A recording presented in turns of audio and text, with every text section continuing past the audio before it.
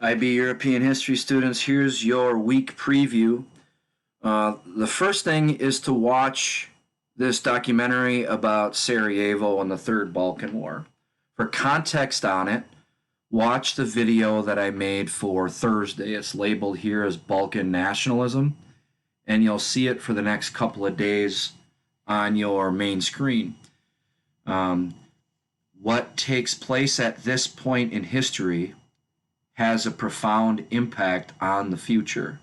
And for most historians, myself included, this is a major reason why young people, all people, should learn history, to put in perspective the way the world is today, or at least to try to make sense of it when, quite frankly, it doesn't always make sense. So that's the first thing. It's a documentary. It's my favorite TV show. It's not on anymore. It's called Breaking Borders. It's a chef named Michael Voltaggio and a journalist, Mariana Van Zeller, and they go to the most conflicted places in the world, tell the story, and invite people on opposite sides to dinner. This was made maybe 5 years ago. It's a brilliant premise, worth your time. Highly encourage you to watch and pay attention. There's a few questions to answer, but I really think it's valuable. The second thing on Thursday, as we begin to talk about the causes of the First World War, and this is really the last content piece, is known as the July Days. What happens from the point of the assassination to the time the war starts, and that's roughly a month or two. So how do we see those events, and how do the things we've been studying contribute to the July Days crisis?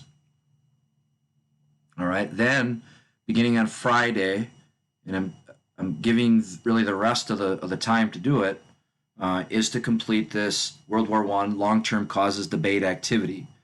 That will lead us into a discussion forum starting the next week. So this is the preparation work for it. It's important to complete every portion of it. I'll talk more about it as the week progresses.